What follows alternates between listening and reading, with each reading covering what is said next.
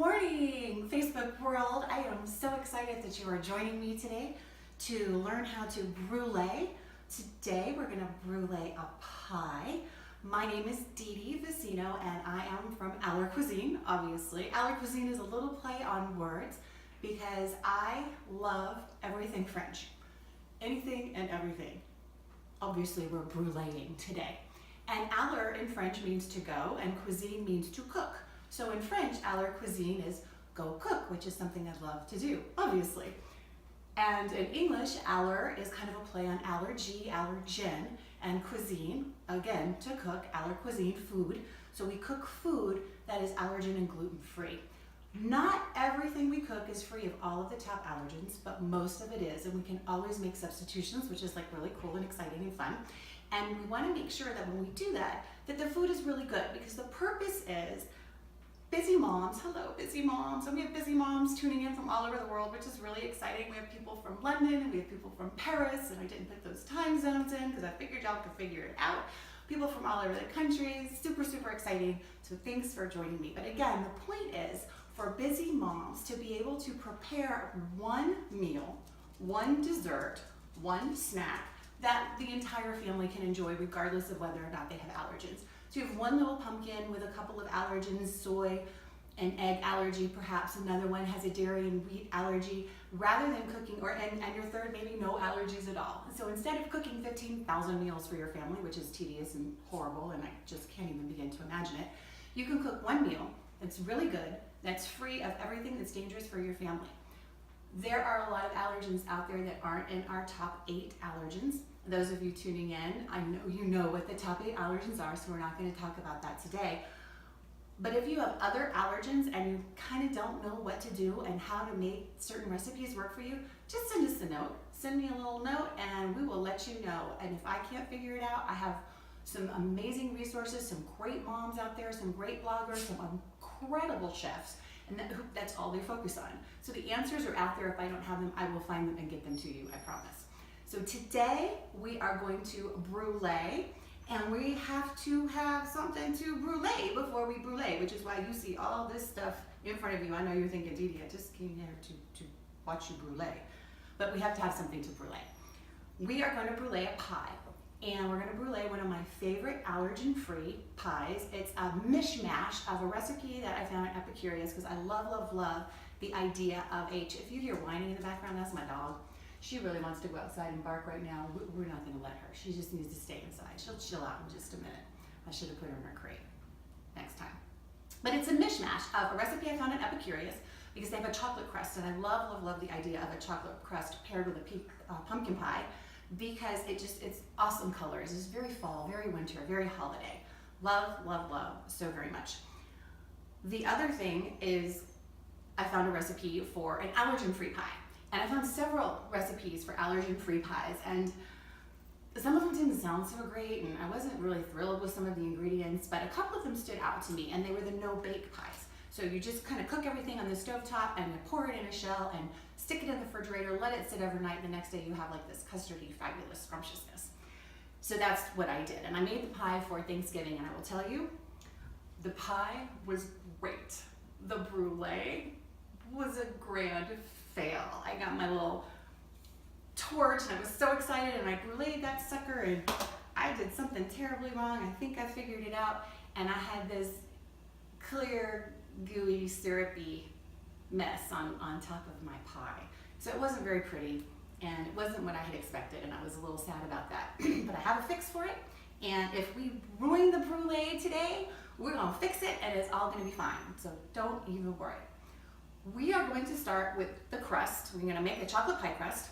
Then we're going to move on to our little syrupy, fabulous mess. And then we will take that syrupy mess, add in some pumpkin, and we are going to create something fabulous and delicious.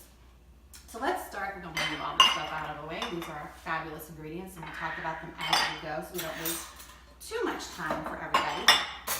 I love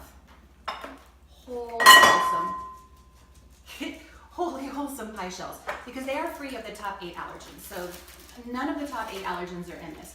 However, it is made in a facility that does produce soy. So if you have a soy allergy, you want to contact the company and make sure that they don't have any shared lines and that your pie crust is safe for soy. I'll look into that later today and post it as soon as I get an answer back from Holy Wholesome. They're usually pretty good about responding. They're really cool folks.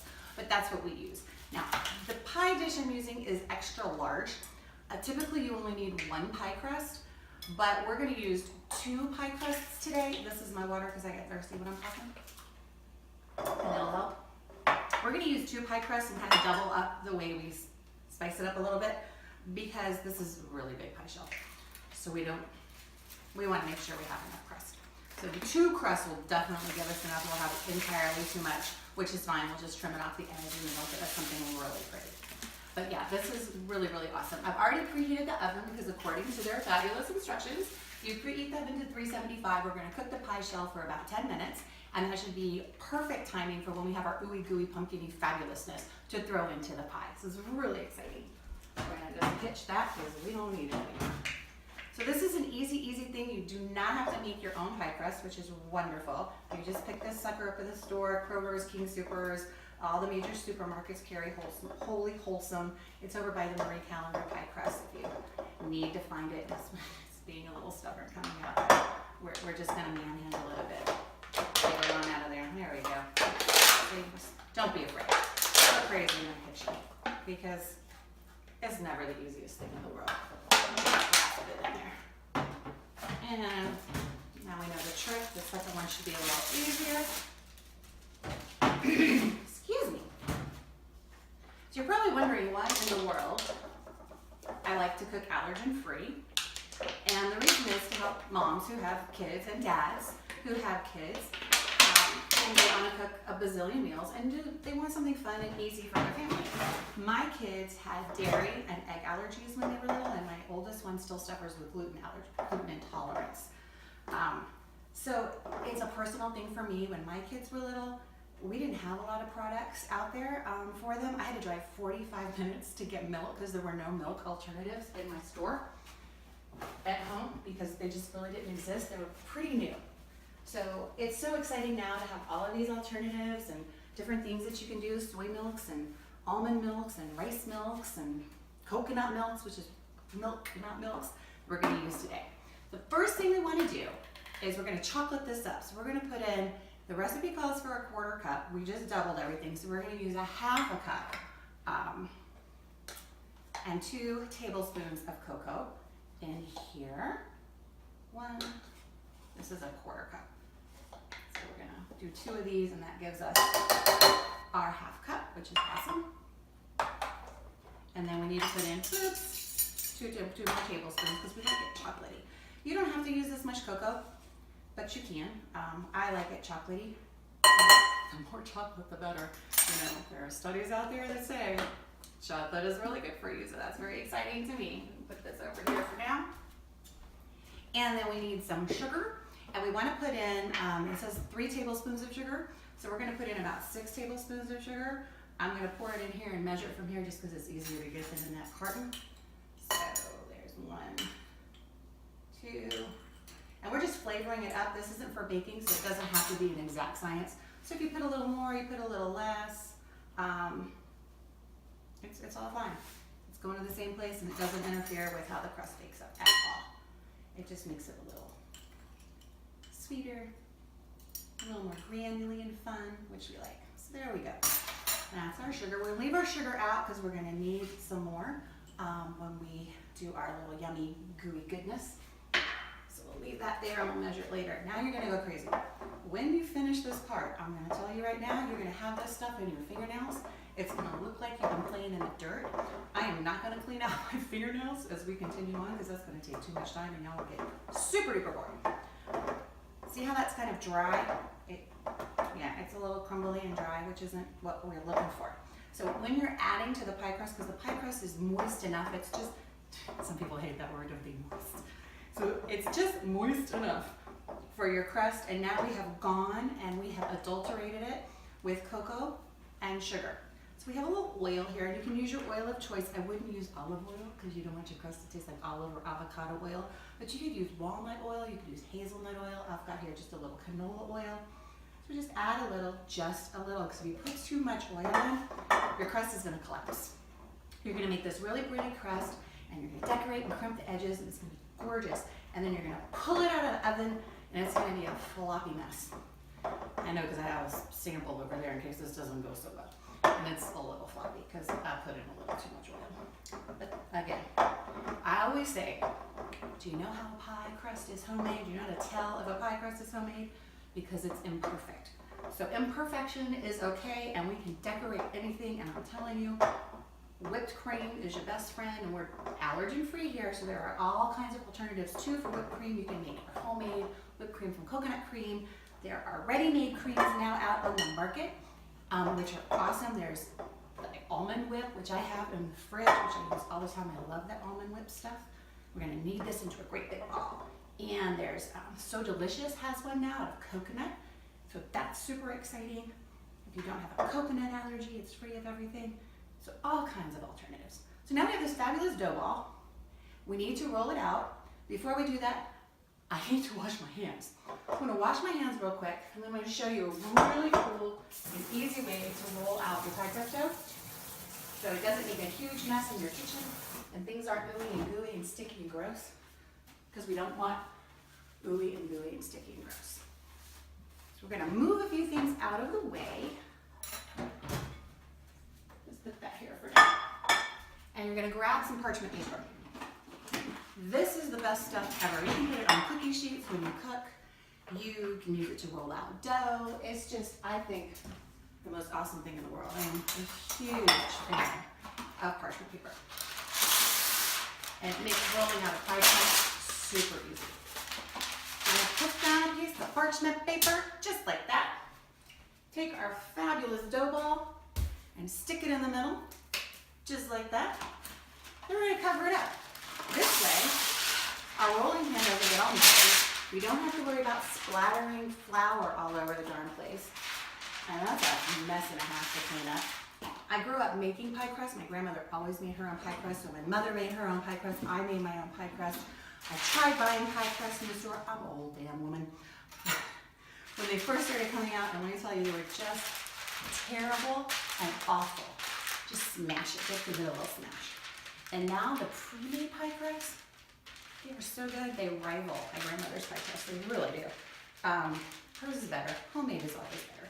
But they're good enough, and when you go into all this trouble of baking during the holidays, it's so much easier just to have a pre-made pie crust. And now with the allergen-free ones, those allergen-free homemade pie crusts, there's a million more steps involved. So I really love that Holy Wholesome has come out with one. It just makes everything so easy.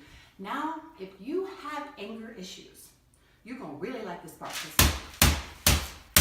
You're gonna start just smashing that heck out of this dough ball. Flatten it out a little more. This kind of stimulates the oils in the pie crust. Makes it a little, you can see it flying all over. Still better than flour. It's just, this party started. And that's another reason I love parchment paper. You just spin it around. All right, now we're ready to roll this dough out. And we're gonna roll in each direction because we want a nice, even 12-inch disc, 12 to 14 inches. So we've got extra crust to hang over our edge so that we have dough to work with, so we can make pretty pie crust edges, and we crimp those edges. Some people use tongs, and that gives a really nice design. Other people like to use a fork and just all the way, did you like that? All the way around with their fork, which is fun and easy. I am a pincher. I like to pinch my pie crust, and I'll give you a real live example of that in just a minute. And I like the way that looks. The picture that I have online on our website is a pinched crust, which is fabulous. If you look at Epicurious's website, it looks like the same picture. It isn't, because that's illegal. We try not to break the law here. But what I did was I staged my pie crust so that it would look like theirs, and I bought a little blue placemat, and yeah, I kind of copied their staging. I don't think that's illegal. I think that's complimentary. So I did copy their staging, and I do copy staging sometimes because they're staged so nicely. My lighting isn't as good. I have to play with filters. and that's okay. And you'll notice that only part of the pie is in that picture because I put too much oil in that darn pie crust and half of it collapsed. So only half of the pie crust was pretty. And I took a picture of the pretty part. And had we done this Facebook Live, you would have gotten a look up close and personal. A little bit of that failed pie crust. And that's all right. I think this is big enough, but I'm not sure. So to tell, we take our pie pan and we're gonna put it on top, see if we have enough overhang. In most places we do, we need a little more over here and a little more over here. So we're just gonna work a little more in those areas and see if we can squish it out so that we have enough overhang. And if we don't, we will pinch off from the extras that we have when we trim it off, and we'll just fill in those gaps. It's like working with Play-Doh, right? You can make anything happen with Play-Doh. Don't you love Play-Doh? I used to love Play-Doh when I was little. Truly. Now here's another trick. I love this trick. Take your parchment paper, wrap it around your rolling pin. All right, just like that. Then you take your dough and you wrap it around your rolling pin. You know those Pillsbury rollouts? That's kind of what we're going for here. Because then we're just gonna flop it right into the pie pan, and it just makes it a lot easier to get in there. Mine's falling apart. That's all right. We can fix anything, I'm telling you. We can fix it all. Then you roll it out. You know, it didn't do this yesterday. Only when the camera's on. We're gonna roll it out, and we've got our dough now in our pie crust. Our pie crust dough in our pie pan. It's got me a little bit clamped, all of this falling apartness. I swear, I did yesterday. I've got a sample over there I can show you. It ain't pretty. But it did not do this. But it's okay, because you've got your extras, and you just fill in the gaps, right? We had talked about that earlier. We're just gonna fill it in, and it's gonna be beautiful and wonderful and fabulous, so we don't have to worry about anything. Just get it around here like this, and we're gonna fill these gaps in with our extra crust and smooth it out, and no one will be the wiser. You're gonna fill it up with a filling anyway, right? So nobody's gonna see that mess, they're just gonna see the outside. We love illusions. Okay, almost there, kids, almost there. You do wanna have a little hangover. We're gonna trim some of this off, but you do wanna have a little hanging over because you need to have a little bit of thickness so that you can crimp. Because if you don't have a little thickness, it's much more difficult to crimp. So we're gonna take care of that in just a moment as soon as we patch up our pie. We just need a little patchwork here, like in your Play-Doh land. Just pretend you're 5 again. With the haircut thing where the Play-Doh comes out like worms. Isn't that weird? We love those wormy things. So just trim off the extras. You can use a knife, you can use your hands, it doesn't matter. Some people like a knife, some people like their hands. I like whatever's quick and easy. That's kind of my deal. Quick and easy always works. I've got some extra dough here. We're gonna just leave it in case we need it for these edges because some of them look a little skinny. And you know, I'm gonna fatten things up sometimes. So you're gonna take your crust that's hanging over and you just pinch it around again because we wanna have that thicker crust, that thicker dough to play with. There's a little skinny part, so we're just gonna throw some extra in there and fold it over. You don't want it too much higher than the rim of your pie dish because if it's higher than your pie dish, you're gonna have like the soldier saluting when your pie comes out and your filling's gonna be down here and your crust is gonna be up here and it's kind of weird. It'll still taste good though. You can always fill it up with whipped cream. I'm telling you, whipped cream is, that's the magic right there, is the whipped cream. Everything's better with whipped cream. Everything. We'll get to that in a minute too. So I may partake in a little whipped cream and a little whip. You never know. You never know when you're on live Facebook what's going to happen. Anything could happen. Like your dough could collapse all over the place. When it didn't yesterday, when you made some backup dough, just in case things went terribly wrong. The good news is this isn't terrible. This is pretty darn easy. Another confession I have to make to you, because I've confessed to you that my brulee didn't go very well the first time. I have not memorized this pie recipe because I told you before, I'm an old damn woman. I can't remember a darn thing. So I have this, true confessions, I have this fabulous flip chart paper I used to be a teacher and an assistant principal in a former life, which is a career that I loved and missed still. And flip chart paper was my friend. And I have 3 big flip chart papers right there on my kitchen wall, one with ingredients and one with instructions, so that I remember what the heck to do. So I don't have this memorized, guys. I would love to have my iPad here. That was my first instinct. See, we're crimping now. You take your little fingers and you do the pinch, pinch, pinch all the way around the pie crust. And it's gonna give you like this really cool, I think it's really cool. You might not like it. You'd rather just use a fork, and that is fine. But it gives you a pretty little crimpy crust. Let's do that one again. It was too small. That's better. We want a little bigger of a crimp. And I think my crust is a little tall, so I'm going to have that stand up and salute guy going on here, which is fine. But anyway, I was a teacher in a former life, and flip chart paper was my friend. So when I was getting ready to do this, I'm like, I got my iPad out and had the recipe up on the iPad, and I don't see that well anymore. And I was having to get down like this to see what it was I needed to do next, and I thought, well, that's gonna look absolutely ridiculous on camera. That's just dumb. So I got out my flip chart paper. I moved from South Florida 3 years ago. I did not buy that flip chart paper here. I bought that flip chart paper in South Florida.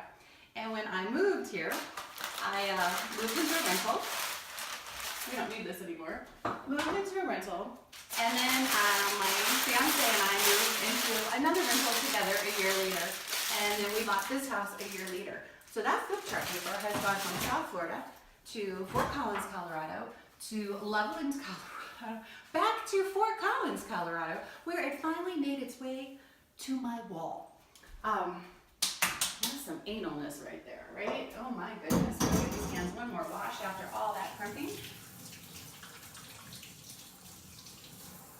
And a little dry. My paper towels are turning brown. It's kind of gross. It's all good. It's all good. The next thing we're going to do now, we have our fabulous, isn't that pretty? It's like all marbly and lovely. I just think it's such a pretty pie. Now we have to make our filling. And one thing I should have done before we started was open these darn cans, because my can opener is not that great. But you're just going to watch me struggle for a minute, because, you know, that's what we do. We cook on a stovetop. If I'm cooking on a stovetop over here, I could turn around and wave to you, and that would be like super boring.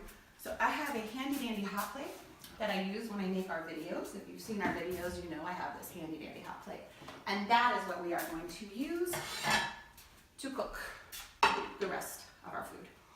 So that is awesome. The next thing we need is milk and sugar.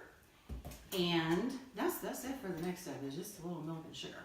So this can of milk, we need a 1 3/4 cups of milk total for this recipe, 1 1/2 for the filling, for the cooking part of the filling, and another 1/4 cup to mix in with our our thickener. So we're going to make a thickener to thicken what we're doing over here.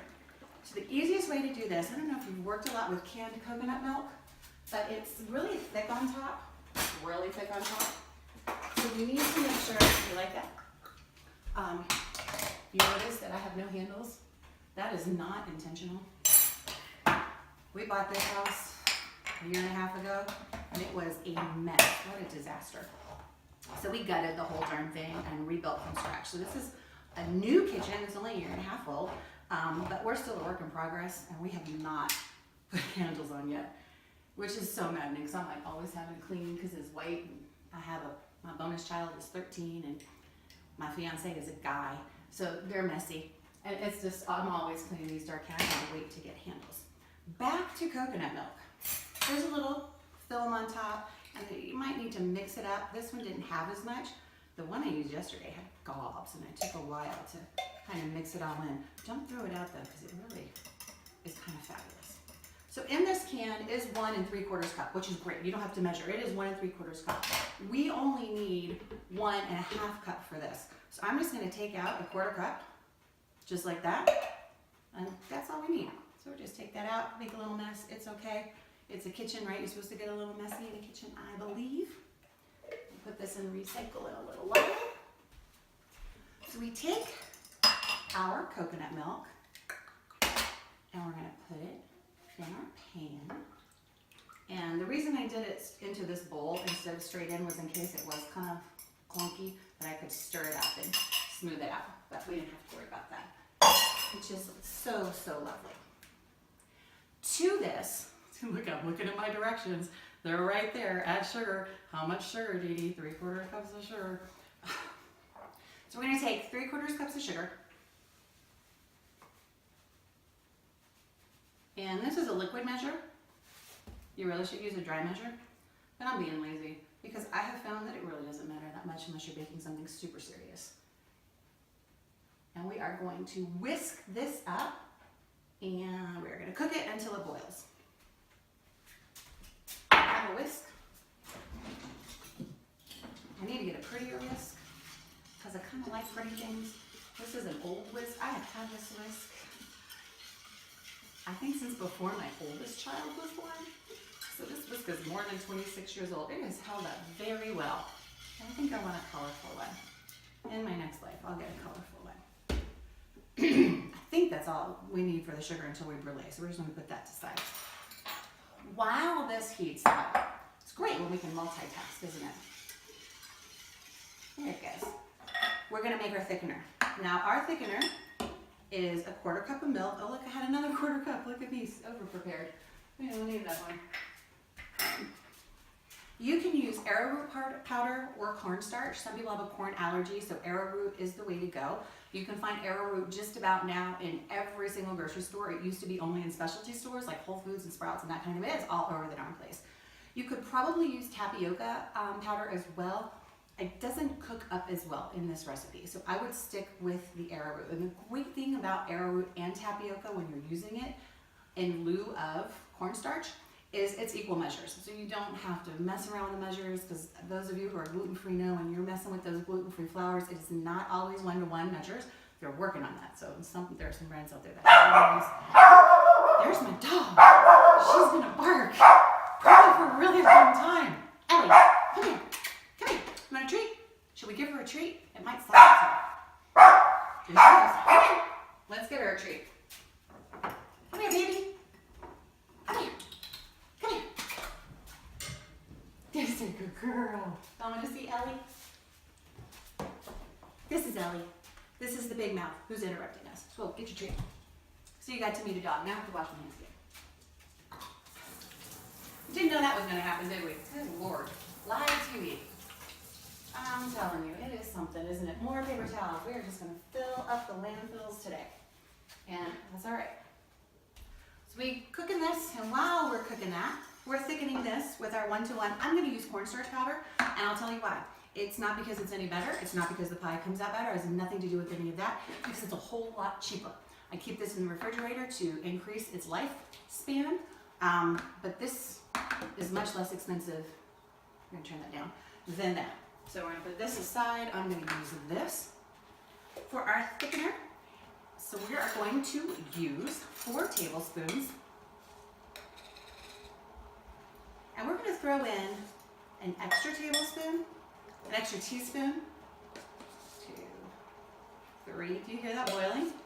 It's getting there. It's so exciting. And I'm going to throw in an extra teaspoon because I am adding bourbon to this pie. You may not want to add bourbon to your pie. You certainly don't have to. It really does make a fun flavor when you do. And I'll tell you, here's a helpful hint and a fun fact. In addition to bourbon, we're going to throw in our 1/4 cup of milk and 3 tablespoons of bourbon. That's why we put in that extra. Get rid of that, because otherwise it would be too thin, and we don't want a thin pie, because ew. And it's not custardy, it's like pumpkin soup. And if you're looking for pumpkin soup, that's the way to go. We're not looking for pumpkin soup. We are looking for pumpkin. Oh my gosh. You know, I cook over gas. Did you see that squirting? It's like splattering everywhere in case you missed it. I cook over gas. It's so much easier to control. It's so weird cooking with a hot plate. It throws me off every time. So we just let that sizzle a little bit more. We got our bourbon. If your glass was empty and a little extra ice, we get a little afternoon delight. It's all good. It's okay. It's cooking. All is fair in love and cooking, especially bourbon. But Fun fact, I used in both my pumpkin and my pecan pies this year, I did not use bourbon. I used Tennessee honey whiskey, and holy to the moly, it was so good. It brightened the flavor.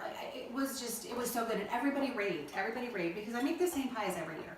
Although this is the first year I made an allergen-free pumpkin pie. But I make pecan, that recipe's coming soon, pecan chocolate, bourbon, or Tennessee honey whiskey. They raved. They're like, what did you do? What did you do? What did you do differently this year? And that's what I did differently. We're going to throw this in because this is going to act as our thickener, and we want to thicken our base before we add in our pumpkin. And once our base is thickened, then we add in that pumpkin and we're finished. That's it. That is it. How's our, you know what we didn't do? Guys, we didn't put the pie crust in the oven. Why didn't you tell me? Somebody didn't call in and say, Dee Dee, aren't you going to cook that darn pie crust? Your oven has been preheating for freaking ever. Yeah, no, we didn't, but it's real pretty, isn't it? It's a pretty pie crust. I'm going to put it over here and turn off the oven because, as I said before, I've got a backup pie crust, so we're all good. But I really would have liked to use that one because it's gorgeous. I'll put someone else in it. So you want to whisk this up, and you need to whisk like the entire time or it's going to get clumpy. And while I turned to my back, it got a little clumpy, and that's okay. We're going to just whisk those clumps right on out of there and get this nice, fabulous, and thick. That is what we're going to do. We need to add our pumpkin pie spice, and we're going to put about 2 teaspoons of that in. Now you can use all of the regular spices for this. There are 5 of them. You can use cinnamon and nutmeg and cloves, cinnamon, nutmeg, cloves, allspice, and something else. Anyway, there's 5 that go into pumpkin pie spice, or you can use pumpkin pie spice. I'm kind of all about simple. We want to make things simple, which is why we use a pre-made pie crust and not a homemade pie crust. Whoops. So that was probably 1 1/2, and then we'll just put in a little splash more. Again, not an exact science. And it's all about your taste. If you like a little more nutmeg, throw some extra nutmeg in there. If you like a little extra cinnamon, throw some cinnamon in there. It's all good. It's no worries at all. It's just fine. The thing is to make a pie that works for you and your family, and that's why I love cooking and I love to bake, because any recipe that's out there can be modified for you. It's a beautiful thing. So we're going to work this in. We're going to cook it until it thickens. Look, guys, we're getting closer to the brulee. Isn't that exciting? That's why he came. Like, Dee Dee, good God, we've been talking for 32 minutes, and we haven't bruleed a darn thing. No, we haven't. But it's okay. We will get to the brulee, I promise. Because I already have a pie made, and we're just going to use that. I wanted you to see the process, because the process is important. And we're going to work this in and work this in and make it yummy.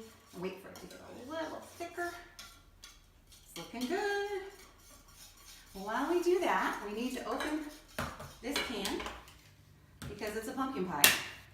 And what is a pumpkin pie without pumpkin? I don't know, just a gooey mess, I think.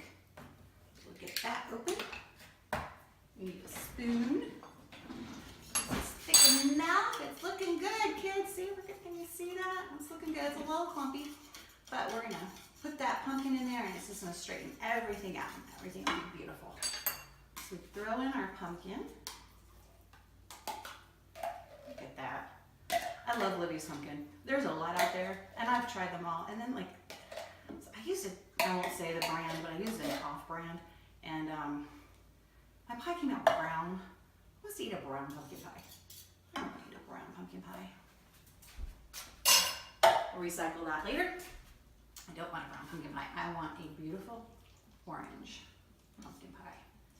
So we're going to work this in.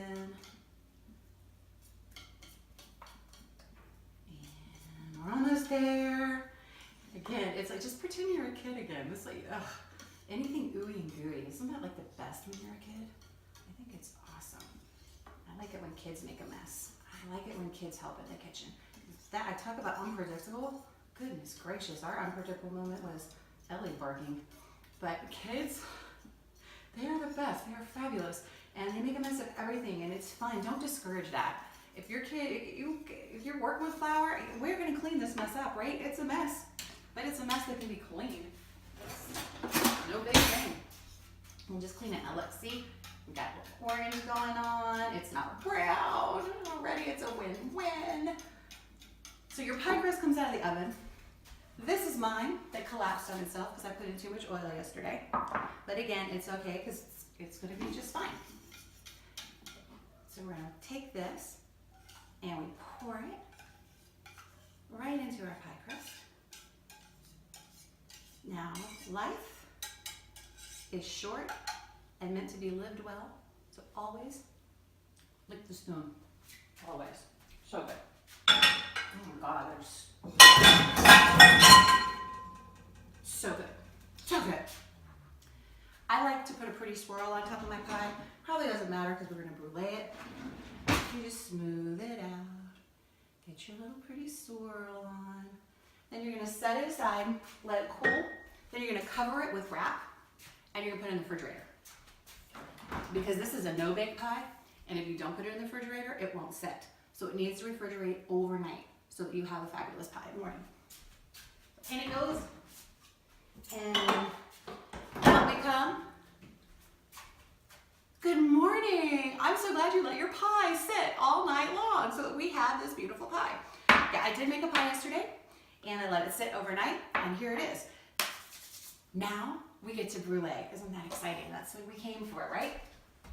So our recipe calls for 3 tablespoons of sugar to brulee. And mine didn't work. So let's not do an entire 3 tablespoons. I think my problem was I had too much sugar. Maybe not, maybe, who the heck knows. So we're just gonna take this and we're gonna sprinkle. And so I am not measuring. I cannot give you an exact measure. I'm gonna revisit this recipe online and change it to just kind of a lightly sprinkle. I do know that too thin will burn your pie and too thick will turn into my ooey gooey mess. So we're just gonna dust it a little bit. There it is. Brulee torch, necessary for brulee. There are lots of ways you can brulee, or a couple of ways you can brulee without a torch. One of them involves the broiler. Don't do this. Don't do that with this pie. It's too big. It will never come out even. Your nice firm pie is going to turn unfirm because this is a no-bake pie. Don't put it under the broiler. There's another method with a spoon where you can heat a spoon, like really, really hot, a spoon that you don't care to ruin because it's going to ruin. And everybody makes fun of the way I say ruin, and I'm always going to say it that way. And then you just kind of press it and brulee it. That takes a really long time. So just, if you're gonna brulee, do take the time to get a torch. You just turn it on. I turn the flame up to high. Again, it was a grand fail last time, so this is gonna be exciting. And we're gonna brulee. And we go over the sugar, and it's supposed to give us a nice, oh, look at that, it's kind of working. It's very exciting. And you don't want to spend too much time in one spot. You want to go back and forth as we brew. I can't tell if it was working or not. I'm not getting those pretty dark patches. But this is why we do videos for time lapse, because if we're time lapsing, this looks like it takes place in like 3 seconds, and it may take a couple minutes. Oh, it's looking really pretty, guys. Oh, this is exciting.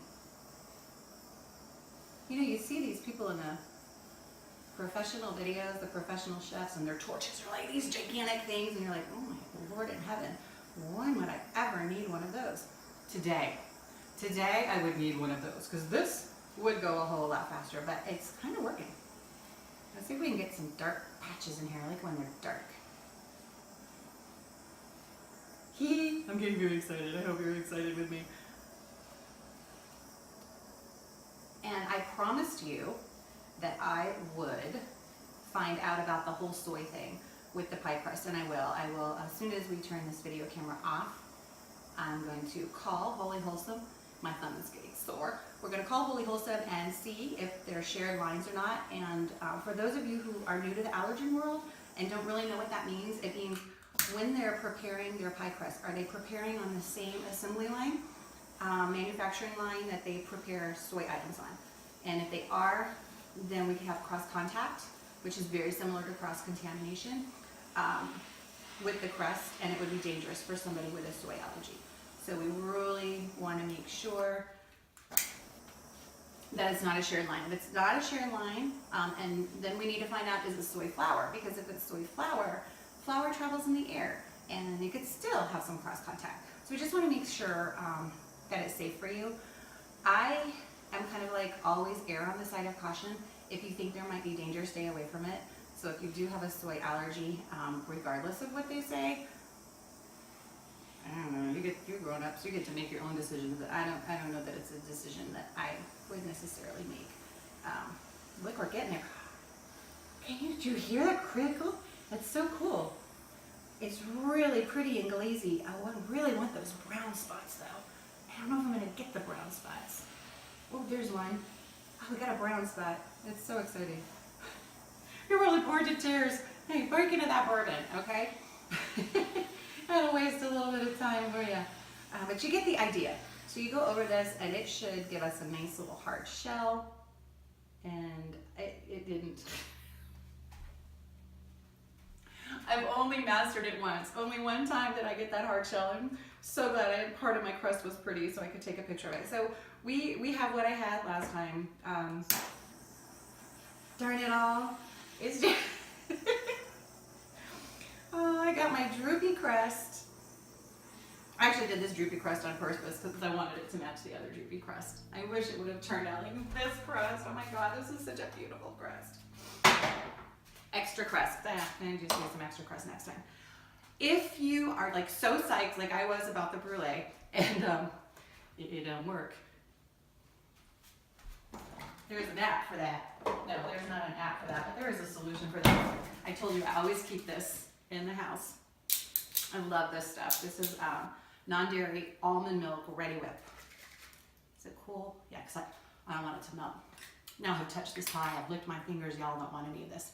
But it's gonna be really good. And you can just, and look at that, now we're hiding the crust. It doesn't even matter that we don't have a pretty crust because you can't see it. Now we're gonna decorate a little pie and your guests will be none the wiser. They will never know that you messed up your brulee. So don't promise them a brulee pie just in case it goes wrong. All right, and now we have a really pretty pie. And we can even doctor it up with some nutmeg. Where's my nutmeg? Alphabetical order it's supposed to be. Who's messing with? Somebody messing with my spices. I hate it when they do that. The N is in the middle of the P's. It should be with the N's because that's how anal I am. Seriously, I really am. I'll put a little nutmeg on here. Look at that. Isn't that pretty? I do it this way because if I shake it on, it kind of goes everywhere and it's not even or pretty. So I'm all about using my messy hands with my pie crust fingernails. I'm gonna scrub those suckers in a minute. And so even your brulee fail can be a brulee feat. It can turn out beautiful and fantastic and your guests will never know. And now you have a fabulous, pretty pecan, no, this is a pumpkin pie. We're gonna do a pecan pie next time. And I'm gonna show you how to make an allergen-free, completely allergen-free pecan pie. For those of you with nut allergies, you're gonna omit the nuts.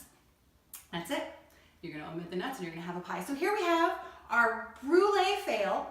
I'm gonna master this technique and I'm gonna show it to you because we're gonna figure this mess out because I just think that brulee pie is so, well, it was so pretty and I would love to be able to replicate it. It seems like I get one good brulee in my life. But if you make a brulee pie, any kind of custardy pie, and it turns out a success, would you please, please, please share that success with me? Because I would love to share that success with everybody out there watching right now so that they know it really can be done. So brulee those pies, brulee custard, brulee anything, and send me a picture, send me a video, send me anything. If you have any questions about anything we talked about today, send me a note. I would love, love, love to talk to you. You can post your questions on Facebook. You can go to our website and send me a note that way. Lots of cool stuff going on our website. We've got all kinds of things coming up. We're gonna have some photo contests. We're gonna have some little recipe booklets coming out. Our top 19 for 2019, very exciting. And as you all know, we are working on our app. We've got focus groups for that coming up. And if you would like to be part of that focus group, again, just send me a little note. And absolutely, I would love, love, love you to be a part of that focus group because we wanna make sure we're developing an app that works for you. That's our main goal. But thanks so much for joining me today. This was a blast. It was a fail, but it's a pretty fail, but it was a blast, and we'll see you next week. And next week, we're gonna talk about substitutions. Won't be here Wednesday next week. Typically, we're doing these on Wednesdays. Next Wednesday, I have a conference. So we're gonna do it on Thursday instead. So I will see you next Thursday at 10. Have a beautiful, beautiful day and give somebody a hug. Bye.